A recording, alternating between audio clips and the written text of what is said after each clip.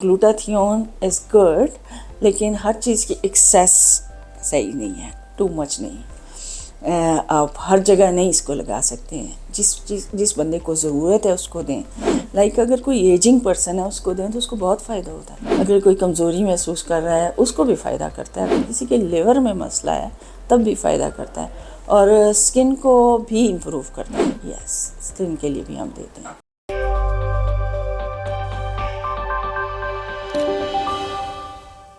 अस्सलाम वालेकुम, डॉक्टर रुबीना कुरैशी बोल रही हूँ स्किन स्पॉट से, ब्लू एरिया में, इस्लामाबाद से। आज मैं आपको एंटीऑक्सीडेंट्स के बारे में कुछ बात करते हैं। तो थोड़ी सी बात करते हैं जो स्किन से रिलेटेड है, और बहुत सारे लोग इसके बारे में पूछते हैं। अभी एक बच्चा मेरे पास आया, उसने कहा कि मुझे गोरा करने वाला इंजेक्शन चाहिए, वो मुझे लगा दें। तो उसकी मदर भी साथ थी और कहती हैं कि ये मुझे बहुत इसरार कर रहा है। मैंने कहा अच्छा, तो ये बच्चा क्या काम करता है? उन्होंने कहा जी मज़दूरी करता है। मैंने कहा मेरा ख्याल है इसको कभी भी ग्लूटाथियोन नहीं लगाना चाहिए रंग गोरा करने के लिए, क्योंकि रंग गोरा करने के लिए अगर आप ग्लूटाथियोन लगाते हैं और धूप में चले जाते हैं तो वो उस तरह वाइट नहीं होता।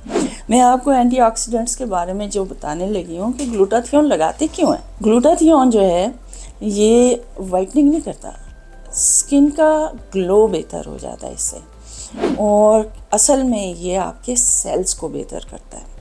अब जब से हमारी साइंस तरक्की कर गई है तो ये सेल्स में नॉर्मली प्रोड्यूस होती है, लेकिन अब ये जेनेटिक इंजीनियरिंग से एंटीऑक्सीडेंट्स बन रहे हैं जो बड़ा फ़ायदा कर रहे हैं बॉडी को। तो ये लिवर को इम्प्रूव करता है, आपके ऑर्गन्स को इम्प्रूव करता है, आपकी आई साइट को, ईयर्स को, इवन ब्रेन को, हर चीज़ को फ़ायदा करता है। अगर आप रेगुलरली कुछ थोड़ी क्वांटिटी में आप इसको ले रहे हैं तो बहुत फ़ायदा होता है, लेकिन इस तरह ना करें कि मुझे गोरा करने के लिए लेना है, ये इसके लिए ऑप्शन नहीं है। बहरहाल अगर कहीं दाग हो, कोई ऐसी चीज़ें हों तो उसके लिए हम ऊपर भी लगा सकते हैं, IV भी दे सकते हैं। तो ग्लूटाथियोन इज़ गुड, लेकिन हर चीज़ की एक्सेस सही नहीं है, टू मच नहीं। आप हर जगह नहीं इसको लगा सकते हैं। जिस बंदे को ज़रूरत है उसको दें। लाइक अगर कोई एजिंग पर्सन है उसको दें तो उसको बहुत फ़ायदा होता है। अगर कोई कमज़ोरी महसूस कर रहा है उसको भी फ़ायदा करता है। अगर किसी के लिवर में मसला है तब भी फ़ायदा करता है, और स्किन को भी इम्प्रूव करता है। यस, स्किन के लिए भी हम देते हैं। और दूसरी चीज़ है इनोसिटोल।